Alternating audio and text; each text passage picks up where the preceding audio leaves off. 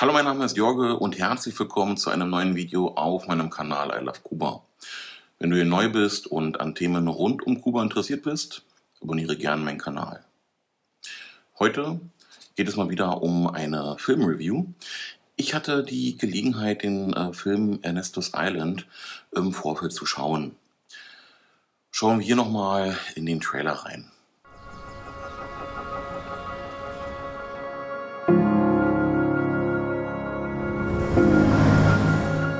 I believe in Cuba, I believe in my culture, I believe in my family, and I think that is the essence of this place.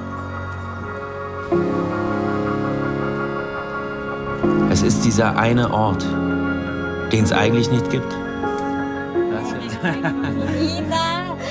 Und dennoch der wichtigste Ort. Der Ort, wo wir hingehören. Noch ein Fall. Wir sind nicht in der fucking Sowjetunion. Wir wollen die Welt nicht verändern. Wir wollen ja Autos verkaufen. Dass das mal klar ist. Ich war mein eigener Ort. Ich gehörte zu mir. Bis zu diesem Abend. Irgendeiner meiner unbekannten Nachbarn hat mir ein Paket gebracht. Die Asche meiner Mutter. Sie wollte auf ihrer Insel verstreut werden. Dieser Insel vor Kuba. Ein Geschenk von Fidel Castro an die Ostdeutschen. Ich kann hier nicht weg.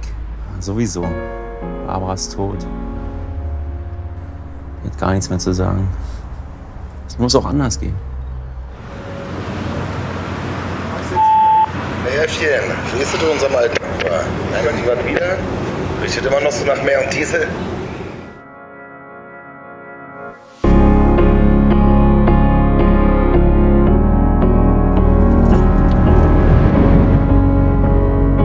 You're afraid of missing out.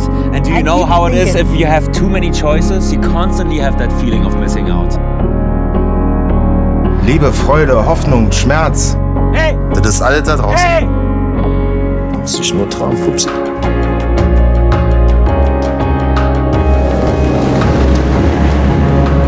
You just see it in that way because you don't know how it is to live here. You don't want to know that. It's going to change anyway. And take me whatever you want. Okay, I'm sorry.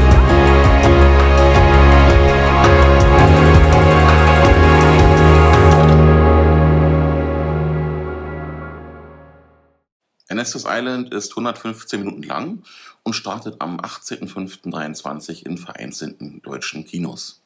Der Film handelt von Matthias, gespielt von Max Riemelt, welcher in Ostberlin sozialistisch aufwuchs, heute aber in einer Werbeagentur in Berlin eigentlich gegen seine eigenen Prinzipien arbeitet. Er lebt ein finanziell sorgloses, aber auch ein zwischenmenschlich typisch westliches Single-Leben. Als seine Mutter, eine leidenschaftliche Kommunistin, stirbt und ihm ihren letzten Willen hinterlässt, nämlich ihre Asche auf der Insel Ernst Thälmann, welche in den 70er Jahren ein Geschenk von Fidel Castro an die DDR war, zu verstreuen, beginnt seine Reise, sich selbst und seine Vergangenheit zu finden. Er stellt sein geführtes Leben in Frage und beneidet die Kubaner für ihre Gemeinschaft, ihren Zusammenhalt und die sozialen Vorteile. Dabei übersieht er jedoch, zu welchem Preis diese vermeintliche Schönheit nur existieren kann. Matthias trifft in Kuba auf seine Familie, die er eigentlich nicht sehen wollte, findet Liebe, die er nicht ertragen kann und verliert einen Freund, den er nicht retten konnte. Er muss dabei entdecken, was er immer vermisst hat, eine Heimat. Ernestos Island wurde von Ronald Fietz inszeniert, welcher vor allem für seinen Film This Ain't California bekannt sein sollte. Schon 2018 wurde der Film bereits gedreht und erscheint erst dieses Jahr im Kino. Die Gründe liegen in der Finanzierung sowie der pandemischen Lage in den Jahren dazwischen.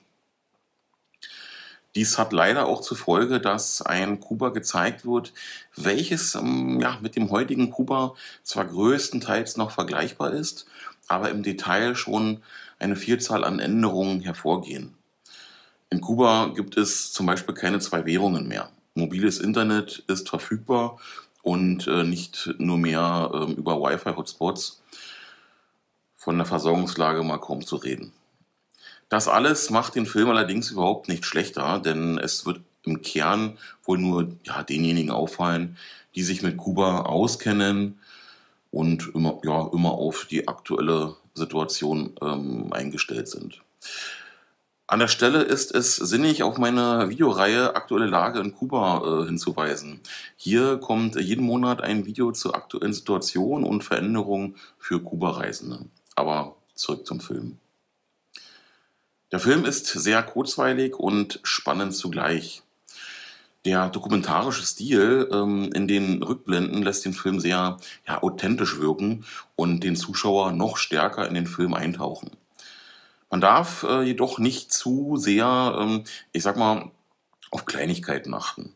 Spätestens wenn der Trabant in der vermeintlichen DDR mit einem neumodischen Berliner Kennzeichen und nicht mit dem damals verwendeten I rumfährt, weiß man, dass es sich hier um keine Originalaufnahmen handelt.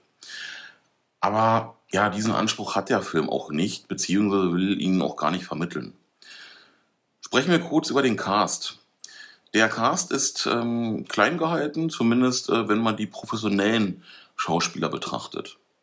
Nebenher gibt es eine Vielzahl an Laienschauspieler, die ihre Sache mehr als gut machen und dadurch, da sie immer ein Stück weit ihre eigene Geschichte erzählen, zur Authentizität beitragen.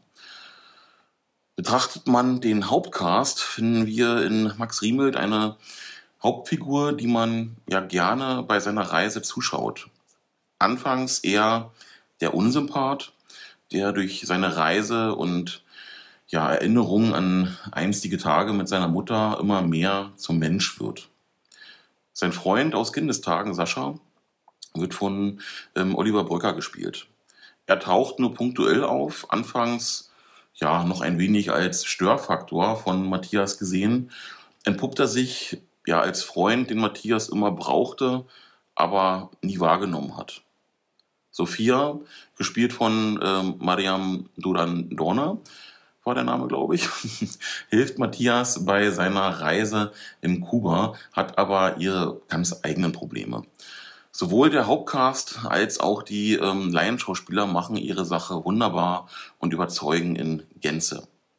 Ernestus Island ist eine absolute Sehempfehlung und nicht nur für Kuba-Interessierte. Der Film läuft seit dem 18.05. in vereinzelten Kinos. Also, ab mit euch in die Kinos und schaut Ernestus Island. Das soll es für heute wieder gewesen sein. Habt ihr den Film bereits gesehen? Schreibt es mir gerne in die Kommentare.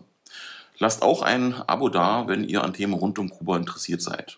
Wir sehen uns im nächsten Video wieder. Bis dahin, saludos, ciao.